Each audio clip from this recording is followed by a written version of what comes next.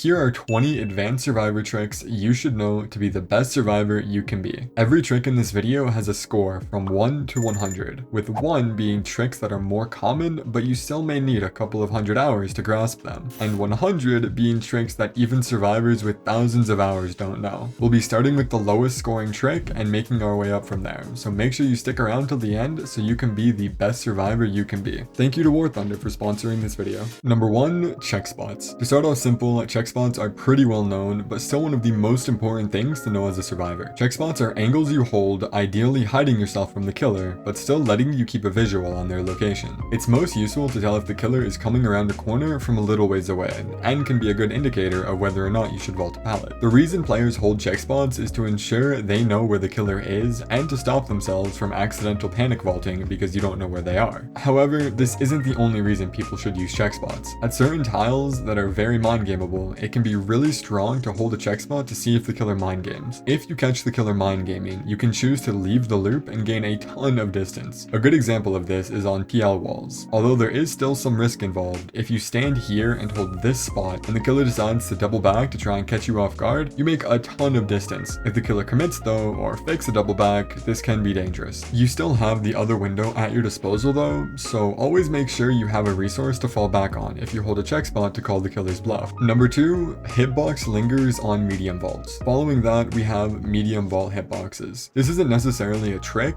just something very good to be aware of when playing. As survivor, when you medium vault a window, your hitbox stays behind you for longer than your survivor does visually. This can lead to some insane hits, and being aware of this can help you make better decisions when looping. If you're at a distance where maybe the killer could hit you if they swung at your medium vault, maybe try faking it instead. This way you have a chance of avoiding a hit, and even if you do still get hit, you buy a bit more time before the hit and hopefully a better position for yourself as well, since getting hit through a medium vault at a window can waste some of the speed boost you get from getting hit. Number 3, if playing in a team, communicate everything. This tip may seem simple, but I promise it has more depth to it. When playing as survivor, knowing what the killer is doing is crucial. Everything from what pallets your teammates drop to when the killer is hooking is all important information for you and your team to know. Calling out when you drop a pallet is self-explanatory, since if you let your team know when and where an area is dead or out of resources, they can do their best to not take chase in that area. Callouts like shack pallet is down or this pallet gem is still up can be incredibly useful for your team. Calling out when you're getting hooked is also strong, specifically to counter perks like Scourge Hook Pain Resonance. This perk blows up the most progressed gen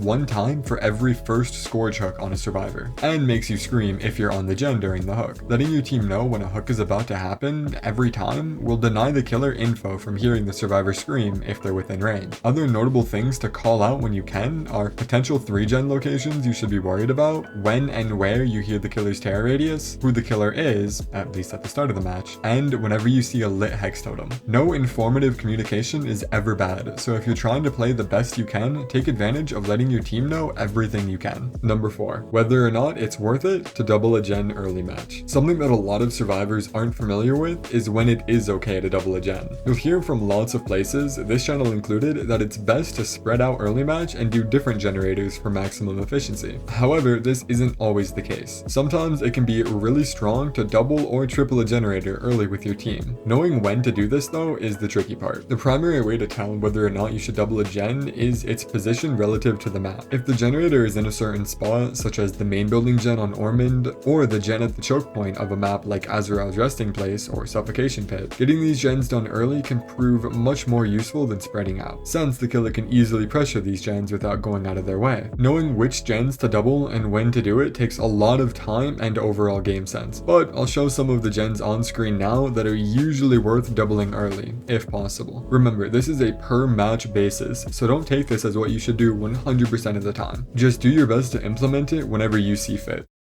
War Thunder is by far the most comprehensive vehicle combat game ever made, and is free to play right now on PC, consoles, and mobile. War Thunder has something for everyone, with 3 distinct modes, each ramping up realism progressively. Arcade is best for those of you wanting fast-paced matches with enhanced vehicle performance and easy-to-understand physics, while Simulator mode leaves you without any of the hand-holding for the ultimate challenge. Realistic mode, however, is the perfect middle ground for those of you looking for a balance between intensity and authenticity. However you want to play, you'll find it here. Take command of over 2,500 tanks, planes, helicopters, and ships for 10 different major nations, letting you pick from biplanes and armored cars of the 1920s to the fighter jets and main battle tanks of today. War Thunder also has an incredibly advanced X-ray feature. If your vehicle or an enemy vehicle is destroyed, War Thunder shows you exactly what happens in real time. In the X-ray view, you'll see precisely where the shell penetrated, which components were damaged, and what ultimately led to the destruction of the vehicle. Immerse yourself in the intense, high-thrill combat of War Thunder, where incredibly detailed vehicles, realistic graphics, and authentic sound effects place you right at the wheel of the most powerful war machines of our era. I personally think there's no other game out there that offers the amount of options War Thunder does for how many different ways I get to play the game. So when you're looking for a game to always have more to explore in, I'd highly recommend War Thunder. Join a worldwide community of over 95 million players in grand PvP battles today, and dive into the breathtaking experience that is War Thunder. With an unparalleled amount of high quality content to discover, there's simply no game out there better fitting for fans of military history. Use the links in the description or in the pinned comment to sign up now, and for a limited time only, new players as well as players who haven't played in the last 6 months will also get a huge bonus pack for PC and consoles when signing up with the links below, including the exclusive vehicle decorator Eagle of Valor, 100,000 Silver Lions, and 7 days of premium account access. Thank you again to War Thunder for sponsoring this video.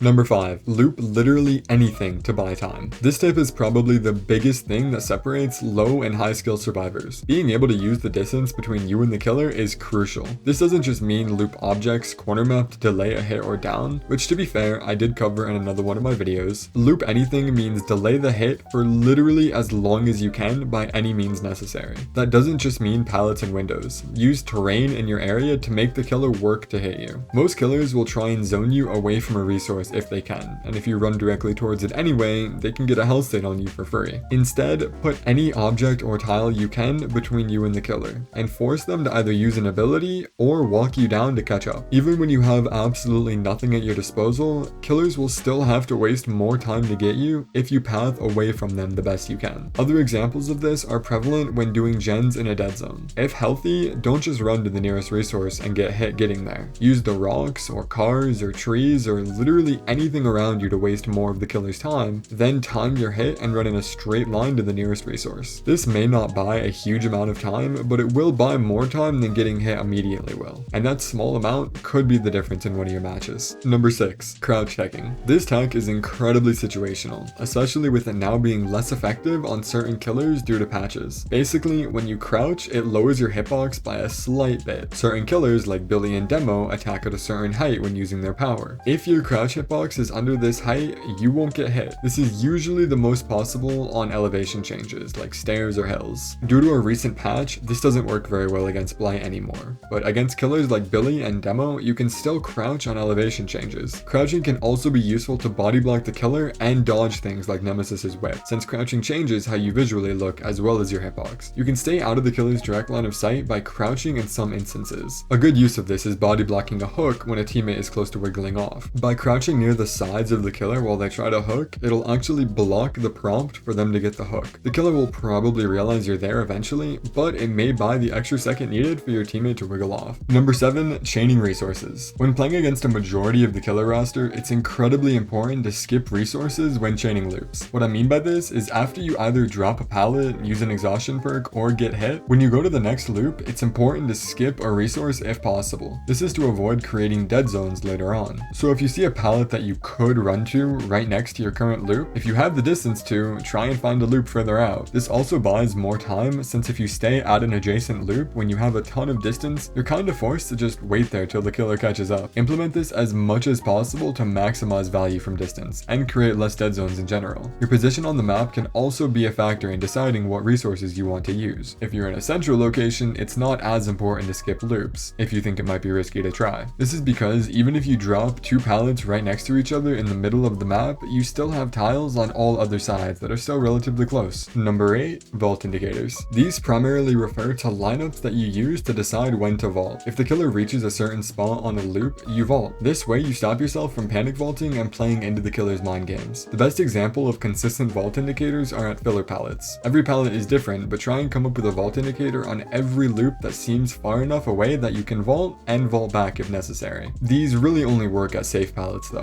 For example, this Godrock on Macmillan, you can vault pretty consistently and safely against M1 killers when the killer gets to here and here. It's important that you use both indicators though, since if you vault early after the first indicator, the killer will most likely get the hit on you. Vault indicators also play directly into Checkspots, since some of the filler pallets that you can use have high line of sight blockers. Just do your best to position your camera in a place where you can see the side of the loop you need to.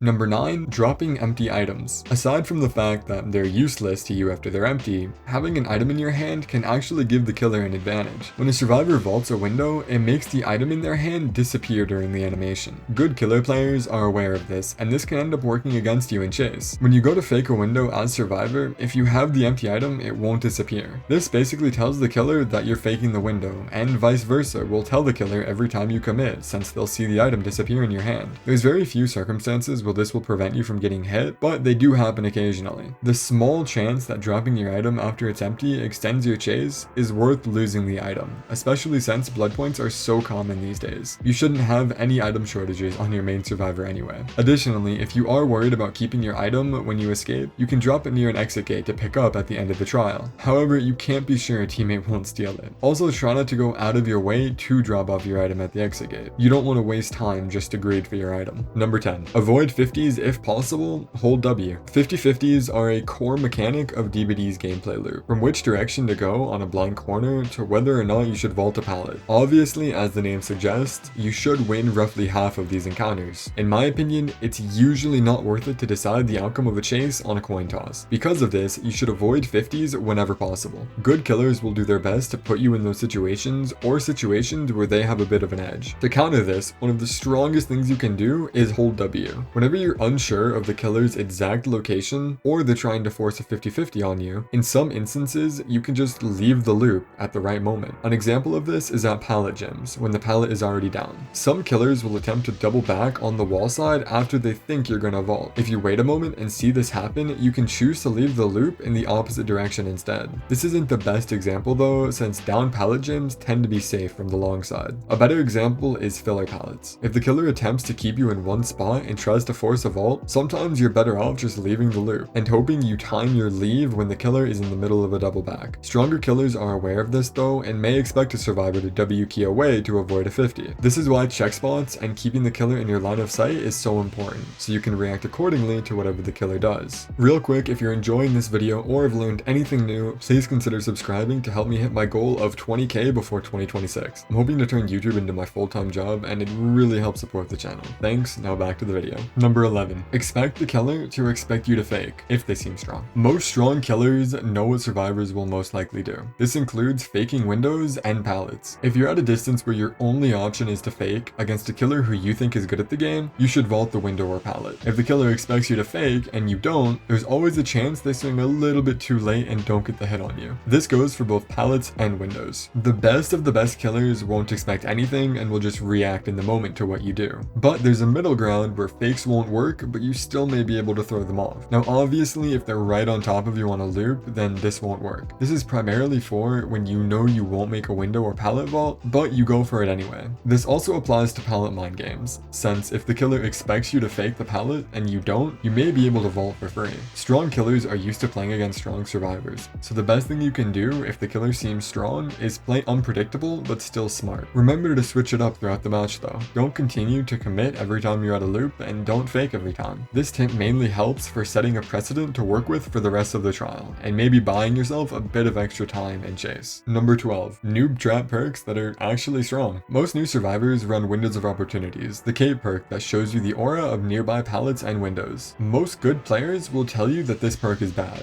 but most great players will say the opposite. Both are kinda correct. If used by a brand new survivor, this perk is very detrimental. This is because it prevents new survivors from learning tile spawns and what what to expect on different maps. It's incredibly easy to turn your brain off and run towards the yellow aura, not actually thinking about where you're going. As a beginner to intermediate player, you're much better off running something else in that perk slot and forcing yourself to learn maps and tile generation. Now when it's used by an experienced survivor, it's very strong. This is because if you already have the map knowledge down for most realms, then you can use this perk to get rid of the RNG factor of whether or not a pallet or window spawned, without wasting time scouting an area. It also helps in solo queue to see what resources your team has used, and stops you from running into a dead zone that you didn't create. It's also very good at helping you chain tiles together without creating a dead zone. Most of you who run Windows of Opportunity probably think you're the second type of player, and to this, I have a challenge for you. If you want to figure this out for yourself, go into your next 10 or so matches without the perk and see how you do navigating tiles without it. If you do just as well, congrats. If you do worse than usual, it may be worth keeping the perk off and giving yourself the chance to learn more about each map. The other best example of a noob trap perk is Sprint Burst. Sprint Burst is and has been the best exhaustion perk in the game,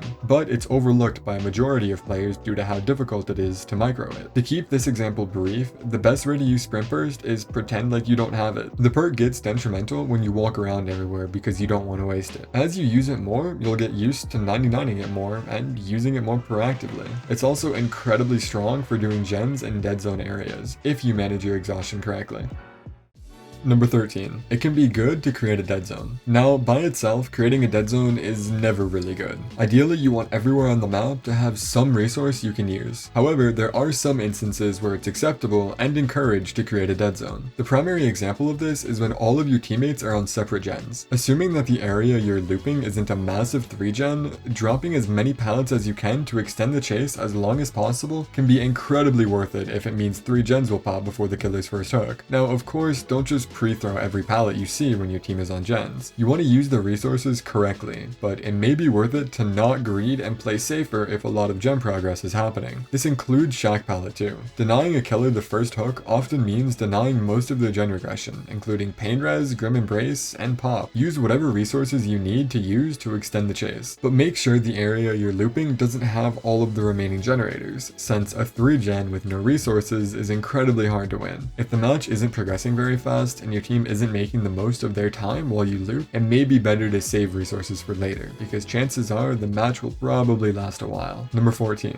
Slightly angled window vaults. I'm sure most of you know that the angle for a fast vault is cone-ish shape. Something that I didn't know until recently though is how forgiving of a hitbox this cone has. You can run in a straight line towards the side of the window and still fast vault it. This lets you save literal milliseconds on your vaults, but it's still good to be aware of. It's also incredibly circumstantial. The biggest use of this is when a killer is behind you and you're turning a sharp corner into a fast vault. Some examples of this are TL walls and some main buildings. Most likely it won't make a difference, but the fact that you can save a small amount of time using it makes it worth knowing about. Make sure you only try and consciously do this when you know the killer isn't going to double back or cut you off. This is also most prevalent at TL walls since it's really common for the killer to double back on the T side. Number 15. Micro movements. These are small adjustments and inputs you can do mid-chase to throw off the killer. Usually related to faking a window or pallet, but can also be applied to things like pretending not to look behind you. In terms of faking, sometimes running adjacent to a resource and running slightly into it can make the killer think you've started a vault animation. This has a chance to make them double back or swing. This on a surface level is just faking though. There's a bit more depth that goes into the other aspects of micro movements. When against ranged killers or any killer with a dash ability, some examples being Huntress, Demo, or even Executioner. If you're running towards a window or pallet, stop looking at them completely. This small adjustment will make the killer think you're not paying attention. Then you either want to use sound cues, general game sense, or just instinct and prayers, and dodge out of the way of where you were going to vault. This primarily works because strong killers pay attention to when you're looking behind you. If they don't see you doing this, they don't expect you to have any info on what they're doing. This makes them much more likely to commit to an early M2. Another great example of this is making killers respect pallets. If you play as you would normally, and then go to throw the pallet, the killer will probably read this and respect it, at least the first few times you do it. If you play it the exact same way, go to drop the pallet, and choose not to, the killer will probably still respect it. This will let you extend the loop if you have enough distance. You can also use reverse psychology here, since strong killers will look for tells of a fake pallet drop, like the survivors spinning back into it. Good survivors will go for pallet vacuums and won't hug the corner like they usually do. Strong killers know this and will respect when it seems like you're trying to vacuum. If you make the small micro movement of hugging it a bit further out on a low distance rotation, rotation, the killer may respect again, expecting you to vacuum. No killer will fall for this indefinitely though, and will adapt to how you play. This just gives you another option to use when you feel like switching it up. Number 16. Stealthing early game as a team. Something you'll hear a lot of good Dead by Daylight players tell you is to split gens early match immediately to be the most efficient. This isn't always your best option though. Yes, it's a good idea to stealth when the killer has corrupt intervention, but even when they don't, it can still be a good idea. The reason for this is the fact that nothing progresses for the killer until a chase starts. This means if you're able to prevent the first chase from starting until all survivors are spread out across the map, then you have much better odds of going into a better endgame. If all survivors split immediately and do gens by where they spawn, not only do you risk creating a 3-gen, but you also increase the risk of leading a chase to a progress generator. This is because when chase inevitably does start, it'll be harder to lead the chase away from the side of the map everyone spawned on without taking a hit for free. If you're playing in a full team, try and spread out and delay first chase as long as possible. This lets you get a better gen split and makes it harder for the killer to apply pressure. Make sure you get on a gen as soon as chase starts though, since continuing to stealth will just waste time. Number 17, shift hacking. This tech is incredibly popular in the community already, but the skill floor for it is still really high. Shift hacking is when you let go of the run button in chase, it being shift on computer, and losing chase briefly because of it. This will let you deny bloodlust and vault windows more than 3 times. The best and most common example of shift hacking is at Shack. If you let go of a run every time you fast vault a window, the game won't count you as running during the vault. Alternatively, make sure you walk on every corner and when the killer has line of sight on you. The reason it's so difficult to do correctly is because the killer picks up chase so easily if you're not careful. The most common use of this is at Shack, but realistically, you should be doing this in every chase you have. Bloodlusting at pallets is very common for killers that don't have strong chase powers, so walking when you have a window to can be incredibly useful to deny that bloodlust. Don't prioritize denying bloodlust over keeping distance though. This is really just best for when a killer is doubling back an excessive amount, or if you have enough distance and are at a good enough resource that you can walk and chase. This also lets you get your exhaustion back more frequently, but honestly, Iron Will is the only exhaustion perk you should be running. Number 18, letting your teammates go second hook stage on purpose. This is something I'm hesitant to recommend because I see how easily this can be used incorrectly and just completely throw a game. Everything you have as a survivor is a resource, from things like pallets and windows, your health states, the amount of gens left, and even your hook states. Each hook state is 90 seconds long, which is enough time for 3 gens to be done by separate survivors. If a killer is playing in a way that will confirm a 1-for-1, it can be better to just play gens and get as much progress as you can. If a killer goes out of their way to confirm second state on 1 survivor, it's much better to just keep everyone split on gens rather than have 1 survivor hover and try to 1-for-1 or find an opening. A smaller aspect of this is also not unhooking immediately. Regardless of when you unhook a survivor, their second hook state starts at the same progress. So if you unhook a survivor instantly, that wastes about 70-ish seconds that could have been used to work on gens. Using hook time and hook states as a resource can be incredibly useful for you and your team, but it's really important to be able to analyze a situation to determine whether or not it's worth it to let someone rot on hook. An aspect I didn't mention though is how unfun this can be for the person on hook. Ultimately, until DBD adds a ranked mode, people play this game for fun, and spending the entire match on a hook for efficiency's sake can be pretty boring for whoever was condemned to be left. I'd recommend only doing this when you're in a full team and the person who's on hook is fine with going second for the sake of progressing the match. If 3 gens pop for the first hook state, letting a survivor go second can be a huge game changer for the rest of the match, but it really isn't worth it if someone on your team has a miserable time because of it. Number 19, death spots. Obviously when you're playing, you're never intentionally trying to go down, but inevitably it's going to happen, and the area this happens in can determine how the rest of the game will go.